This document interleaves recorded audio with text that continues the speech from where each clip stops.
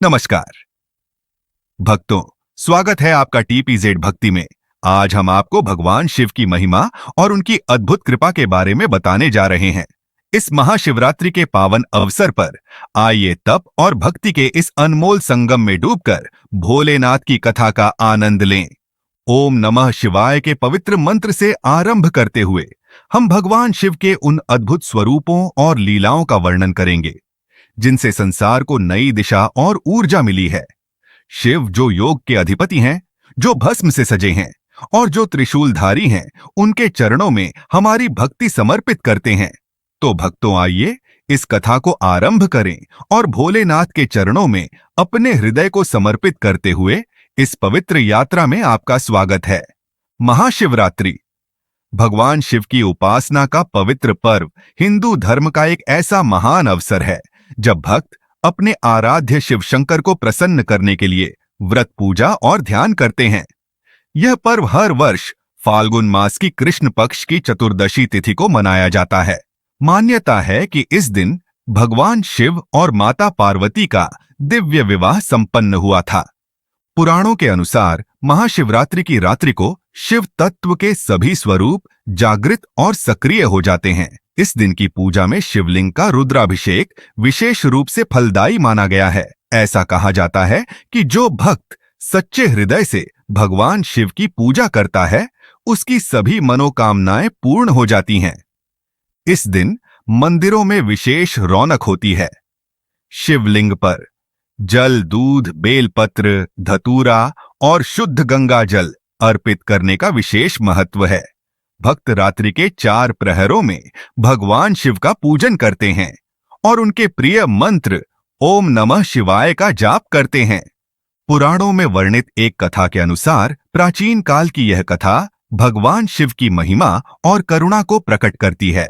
एक शिकारी जो केवल अपने जीवन यापन के लिए पशुओं का शिकार करता था, अनजाने में शिव भक्ति के प्रभाव से पवित्र हो गया और उसे भगवान शिव का आशीर्वाद प्राप्त हुआ।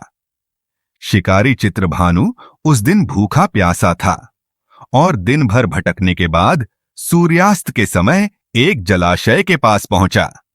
वहां अपनी प्यास बुझाने के लिए उसने पानी लिया और पास के बेल वृक्ष पर चढ़कर मचान बनाया ताकि किसी पशु का शिकार कर सके। उसे ज्ञात नहीं था कि जिस पेड़ पर वह चढ़ा है उसके नीचे शिवलिंग स्थित है। मचान बनाते समय उसने बेल वृक्ष की कुछ टहनियां तोड़ी जो शिवलिंग पर गिर गईं। इस प्रकार अनजाने में ही उसकी दिन भर की भूख और प्यास के साथ शिवरात्रि व्रत का पालन हो गया और उसने भगवान शिव की पहले प्रहर की पूजा पूरी कर दी। कुछ समय बाद एक गर्भिणी मृगी अपनी प्यास बुझाने के लिए तालाब पर आई। शिकारी ने उसे देखते ही धनुष पर तीर चढ़ा दिया।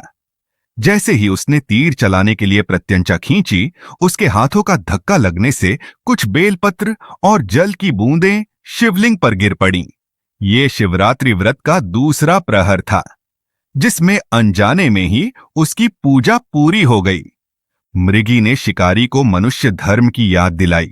वह बोली, मैं गर्भिणी हूं और शीघ्र ही बच्चे को जन्म देने वाली हूं।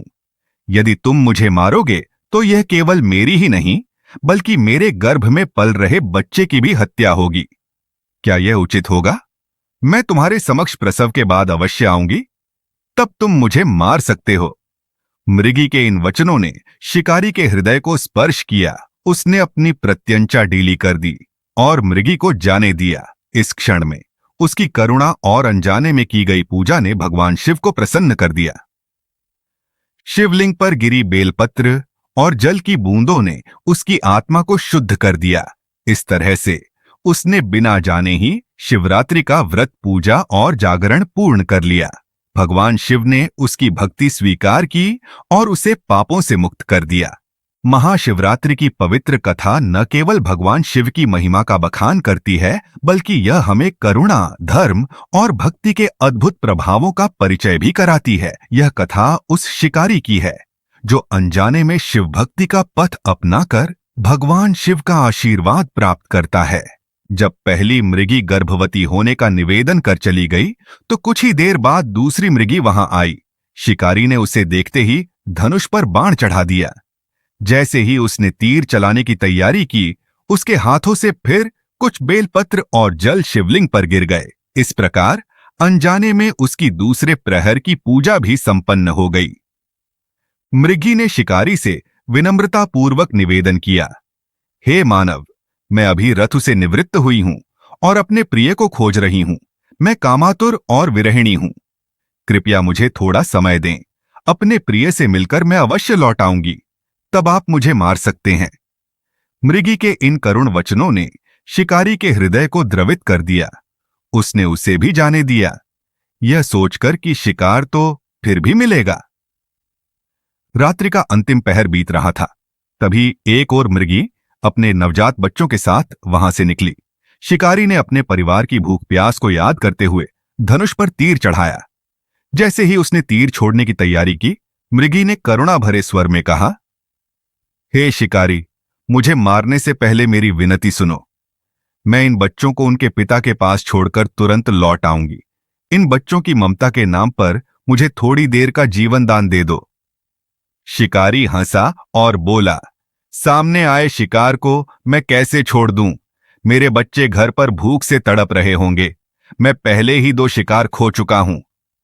मृगी ने उत्तर दिया, जैसे तुम्हें अपने बच्चों की ममता सता रही है, वैसे ही मुझे भी अपने बच्चों की चिंता है। कृपया ममता के नाम पर मुझे थोड़ी देर के लिए जाने दो। मैं वचन देती हूं कि लौट आऊंगी। मृगी के दीन स्वर ने शिकारी का हृदय द्रवित कर दिया। उसने उसे भी जाने दिया। इस बीच उसके हाथों से फिर कुछ बेलपत्र और जल शिवलिंग पर गिर गए और अनजाने में उसकी तीसरे और चौथे प्रहर की पूजा पूरी हो गई। रात्रि समाप्त होने पर भगवान शिव प्रकट हुए और शिकारी से कहा, हे चित्रभानु, तुम्हारी अनजाने में की गई भक्ति और करुणा ने मुझे प्रसन्न कर दिया है। तुमने रात्रि भर व्रत जागरण और पूजा की, जिससे तुम्हारे सभी पाप नष्ट हो गए हैं। अब तुम्हारा जीवन सुखमय और पवित्र होगा। शिव के इन वचनों से शिकारी का जीवन बदल गया।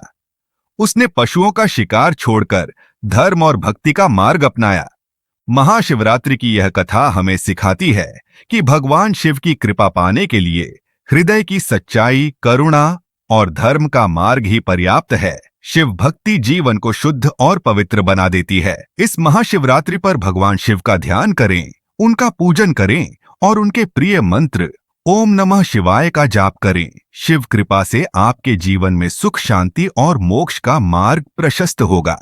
तो जुड़े रहिए टीपीजेड भक्ति के साथ, जहां भक्ति ही हमारा धर्म है और श्रद्धा ही हमारा आधार। ओम नमः पार्वती पतये हर हर महादेव।